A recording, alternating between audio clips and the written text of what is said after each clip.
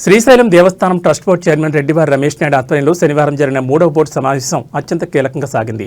ఉదయం నుంచి రాత్రి వరకు సుదీర్ఘంగా జరిగిన ఈ సమావేశంలో EO SS Chandrashekar Azad, board సభ్యులు మరియు దేవస్థాన అధికారులు పాల్గొన్నారు. క్షేత్ర అభివృద్ధికి సంబంధించి ప్రవేశపెట్టిన 55 అంశాల్లో 47 అంశాలకు బోర్డు గ్రీన్ సిగ్నల్ ఇచ్చింది. నక్షత్రవనంలో 150 అడుగుల భారీ అర్ధనారీశ్వర విగ్రహాన్ని ఏర్పాటు చేయాలని బోర్డు చారిత్రాత్మక నిర్ణయం తీసుకుంది. ఇది క్షేత్రానికి అదనపు ఆధ్యాత్మిక శోభం చేకూర్చనుంది. పెరుగుతున్న భక్తుల రద్దీని దృష్టిలో ఉంచుకుని సామాన్య భక్తులకు ఇబ్బంది కలగకుండా అత్యాధునిక వస్తువులతో కూడిన నూతన క్యూ కాంప్లెక్స్ నిర్మించాలని తీర్మానించారు. బ్రహ్మరాంబ అమ్మవారి ఆలయ ప్రవేశద్వార మండపంలో రాజగోపురాన్ని పునర్నిర్మించాలని నిర్ణయించారు. చెంచుగూడాలలో ధర్మ ప్రచారం నిర్వహించడంతో పాటు స్వామివారి హుండీ ద్వారా వచ్చే వస్త్రాలను గిరిజనులకు బహుకరించాలని నిర్ణయించారు. హటకేశ్వరం వద్ద దేవస్థానం స్థానంలో విశాలమైన పార్కింగ్ ప్రదేశాన్ని ఏర్పాటు చేసేందుకు ఆమోదం తెలిపారు.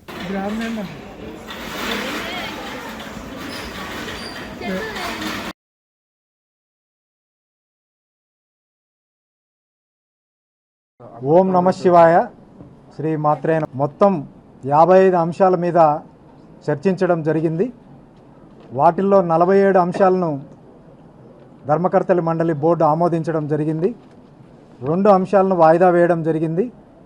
1 అంశాన్ని తిరస్కరించడం జరిగింది.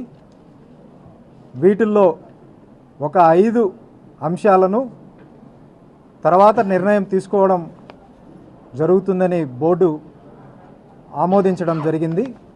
వీటిల్లో ముఖ్యమైనటివి భక్తుల సౌకర్యార్థం అధునాతన క్యూ కాంప్లెక్స్ నిర్మాణానికి తీర్మానించడం జరిగింది.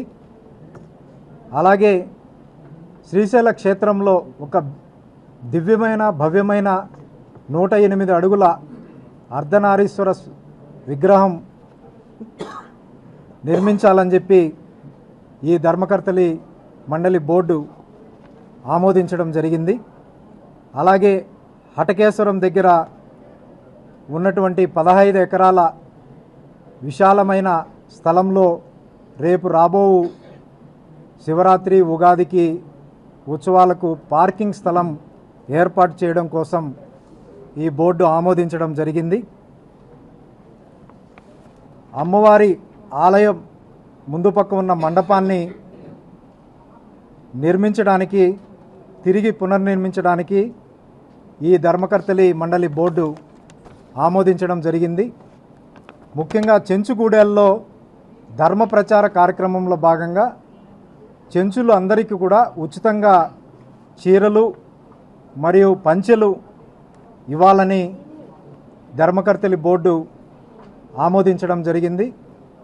శ్రీశైల క్షేత్రంలో అన్యమత ప్రచారం, మద్యం, మాంసం మొదలైన నిషేధ వస్తువులు లేకుండా కట్టడి చేయుటకు విజిలెన్స్ను ఏర్పాటు చేయాలని ఈ బోర్డు తీర్మానించడం జరిగింది.